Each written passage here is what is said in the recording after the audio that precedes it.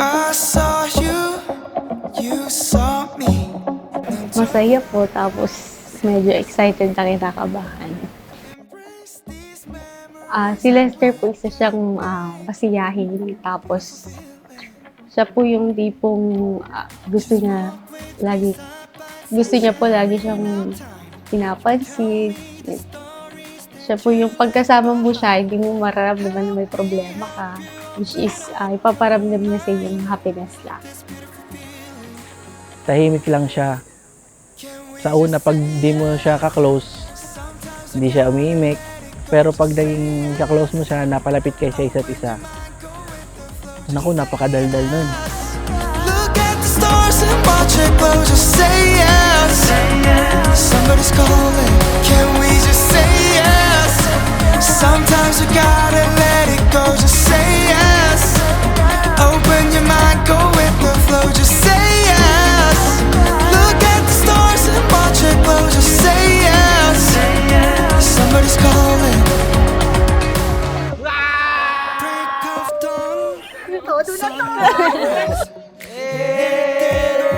Sing this harmony. My love, today, I promise to stand by your side through every happiness and every challenges. I will love you, respect you, and support you for the rest of my life. Side by side, sharing our time. You can tell me the stories that Laging respeto at pagmamahal, yun lang lagi mong ibibigay sa iyong magiging pamilya. Mahal na mahal ko nga yung mga magulang. we just say yes. Don't be afraid to dive in, baby. Just say yes. Thank you for being my best friend, my strength, and my home. I promise to take care of you and our future family and to always choose you every day, single day.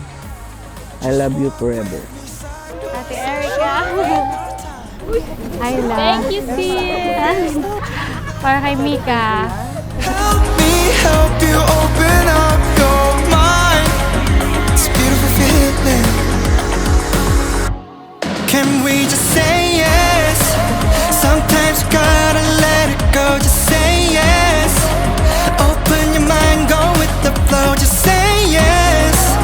Look at the stars and watch it glow. Just say yes. Somebody's calling.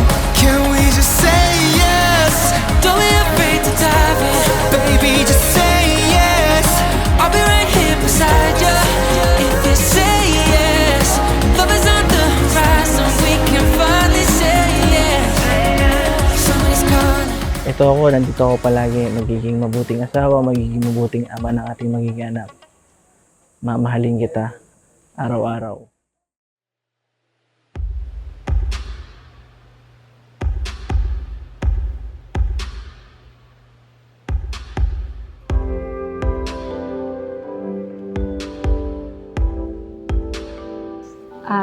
Yun nga po yung, syempre, una sa lahat yung love ka, tapos yung aalagaan ka, which is na-provide niya po sa akin. And then, hindi ko rin inaasahan na siya yung magiging, husband.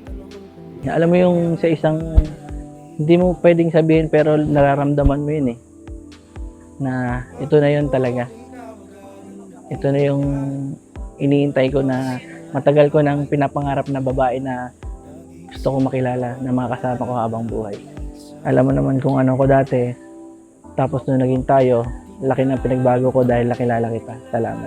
Sister, thank you kasi ikaw yung binigay sa akin ng Lord, and then ikaw din yung laging nariyan, and then ikaw yung laging nakasupport sa akin, and then ikaw din yung laging nag-cheer. Ang kamay at sabay magtatalunan. Ikaw at ako parang atin ang mundo. Kung kaya't hindi na sila dalawa kundi isa, ang pinagsama ng Diyos ay huwag paghiwalayin ng tao. Para makompleto ang pagkalalaki ng isang lalaki, para maging kompleto ang pagkababae ng isang babae. No? Kaya nga yan ang tinatawag nating the fullness of life, na ang kaganapan ng buhay. No? At yan ay matatagpuan lalo sa sakramento ng kasal, ang pagsasama ng lalaki at saka ng babae. Maliwanag, no? Maliwanag ang layunin ng Diyos, ang gusto ng Diyos para sa inyong dalawa. Na kayo ay hindi mananatiling magkahiwalay, hindi kayo dalawa, kundi kayo ay magiging iisa. Para magkaroon nga ng kaganapan ang buhay ng bawat isa sa inyong dalawa. So mahal, ito na yung pinaka-special day natin.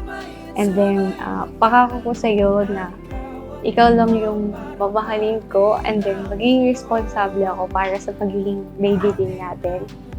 And then, thank you kasi nakilala kita, and then pinagkaloob ka sa akin, Lord. Thank you sa mga pagmamahal mo, and sa pag-aalaga mo na rin. And then, mahal na mahal kita.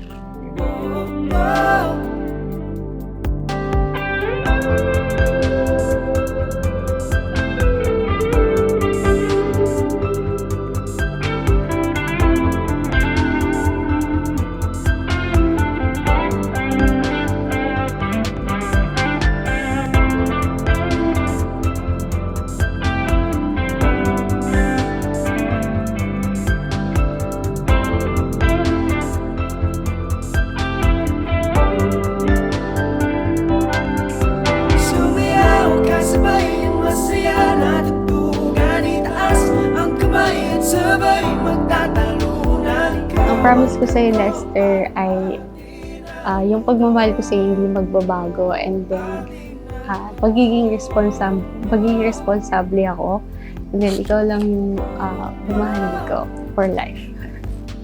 Tsaka ito pinapangako ko sa iyo habang nabubuhay ako sa mundong ito. Hindi ka mag-iisa, hindi ka sasaktan. Yun lang ang pinangahawakan ko na salita. Mamahalin kita habang buhay.